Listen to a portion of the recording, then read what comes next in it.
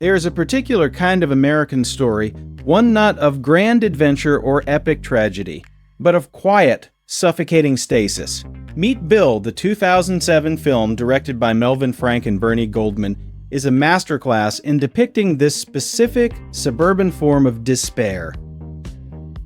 The film arrived with little fanfare, a modest indie overshadowed by louder, more polished studio fare, yet its journey to the screen is telling. Originally titled Bill and conceived as a darker, more dramatic piece, it underwent significant rewrites, evolving into the tragicomic blend we know.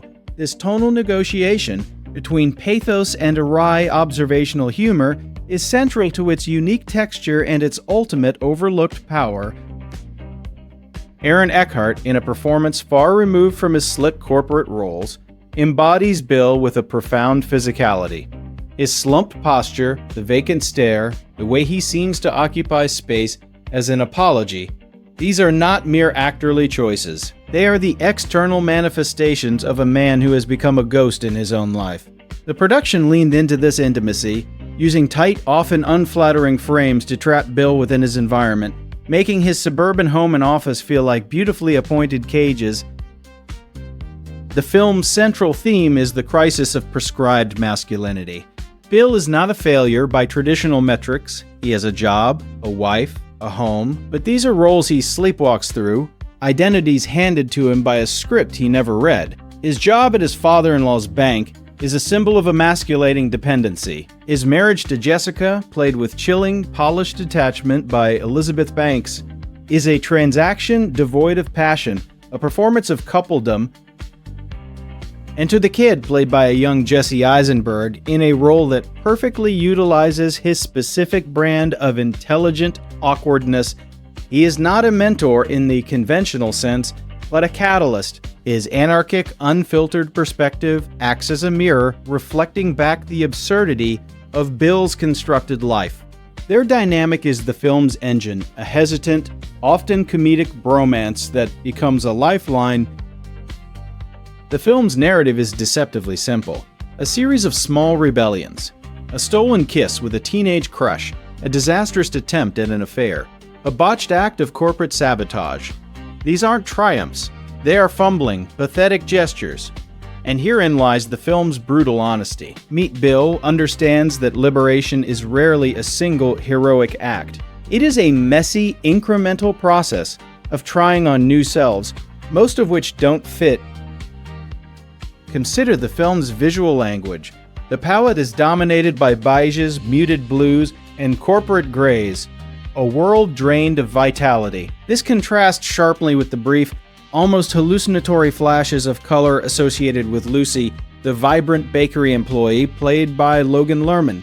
She represents a possibility of authentic feeling, a glimpse of a life not governed by spreadsheet logic. The supporting cast forms a chorus commenting on Bill's condition. Timothy Oliphant's Chip, the smarmy local news anchor having an affair with Bill's wife, is the hollow archetype of successful masculinity.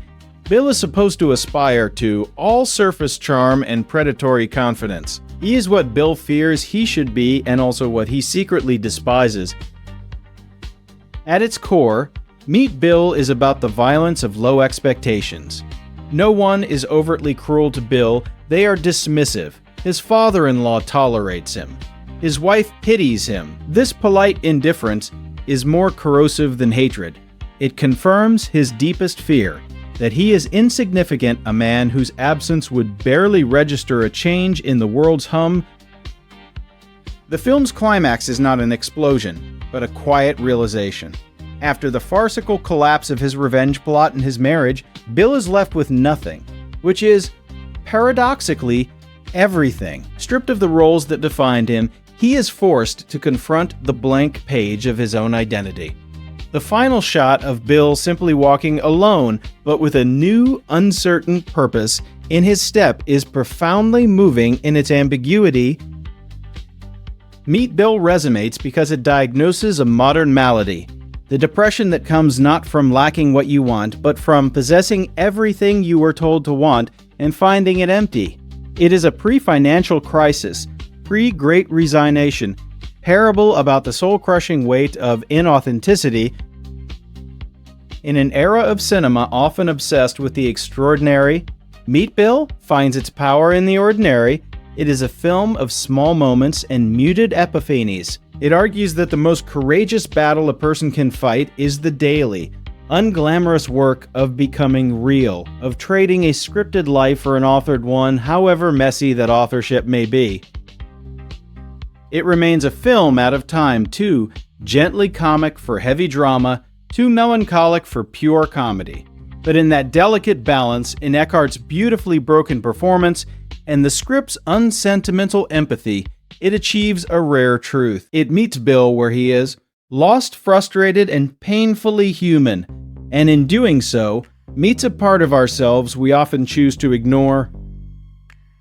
Thank you for watching until the end. We pour our passion into every single video essay, exploring the stories behind the movies we all love. If you stumbled upon this video by chance, there is a very high probability you might never see our channel again in your feed.